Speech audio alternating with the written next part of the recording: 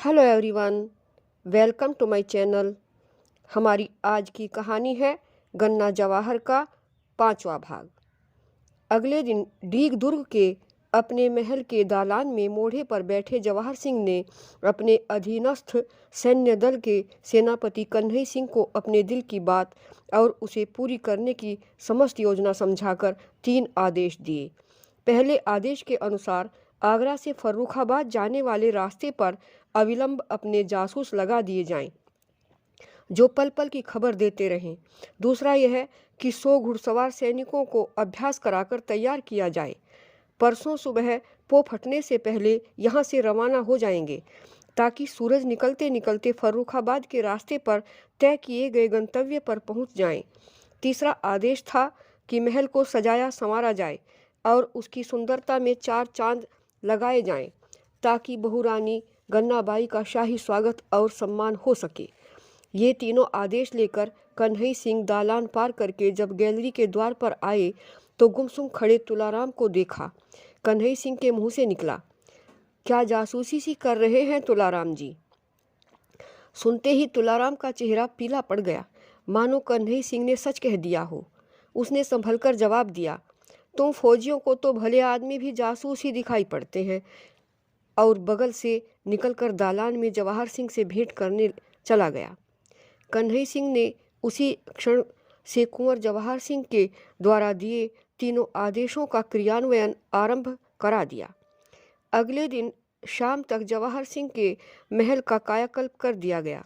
शयनागार के वृहताकार पलंग पर नए गद्दे, चादर और तकिए लगा दिए गए। श्रृंगार के लिए शीशादान, बैठने के लिए आराम कुर्सियाँ और शयनागार से जुड़ी अट्टालिका पर लगा झूला आदि साफ सुंदर कर दिए गए। छत में लटका चांदी सोने का झाड़ फानूस मांझ कर चमका दिया गया। फर्श पर नया कालीन बिछा दिया गया। दीवारों पर तांबे के क्षमादान और खिड़कियों दरवाज़ों पर रेशमी पर्दे लगा दिए गए।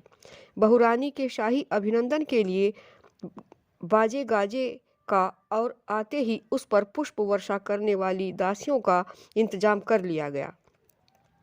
उधर चौथे दिन के सूर्य की पहली किरण जमीन पर छिटकते ही गन्नाबाई और मन्ना बेगम का काफिला आगरा से फर्रुखाबाद के लिए चल पड़ा।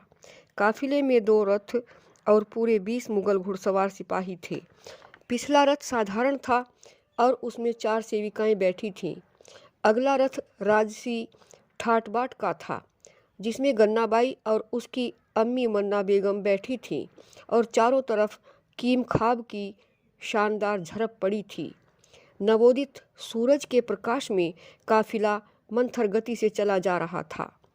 गन्नाबाई आगरा की बस्ती निकल जाने के बाद से बाहर के खेतों का नज़ारा देखने के बहाने जरा सी झड़प उठाकर बाहर झांकती और बेकरार नज़रों से जवाहर सिंह को टोहती, लेकिन उसके कहीं दिखाई न देने पर अंदर ही अंदर मन महसूस कर रह जाती। न चाहते हुए भी मन के एक हिस्से में उसके न आने की आशंका कुलबुला रही थी। उसी के निवारण के लिए वह अपने आप को विश्वास दिला रही थी कि उसे आना चाहिए।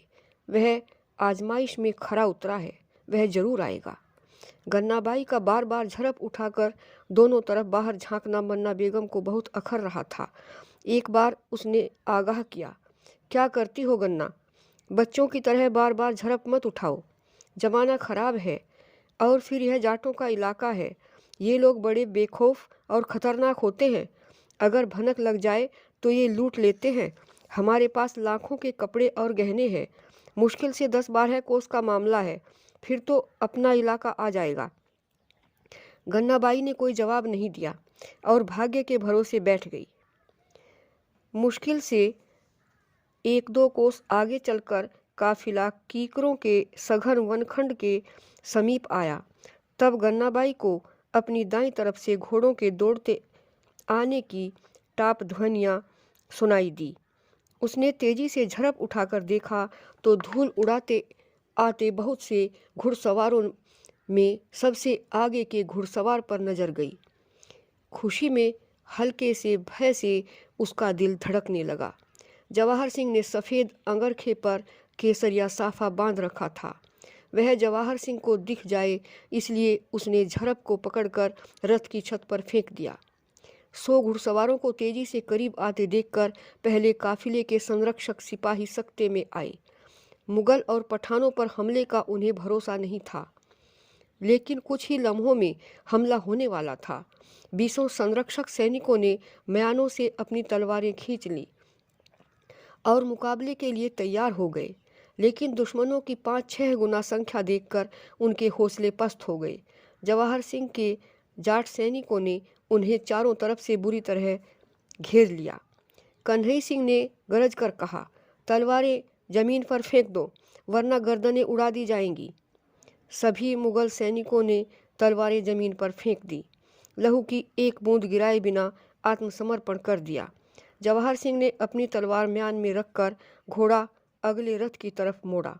उसे देखते ही गन्नाबाई ने मुस्कुराकर हाथ से खामोश आदाब अर्ज किया, परंतु मन्ना बेगम ने गन्नाबाई को बाहों में भरकर कलेजे से लगा लिया और अल्लाह से प्रार्थना करने लगी, हमें बचा या परवरदिगार मदद कर।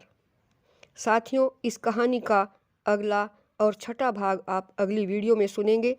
अगर आपको यह वीडियो अच्छी लगी हो तो इसे लाइक करें, शेयर करें और सब्सक्राइब अवश्य करें। धन्यवाद।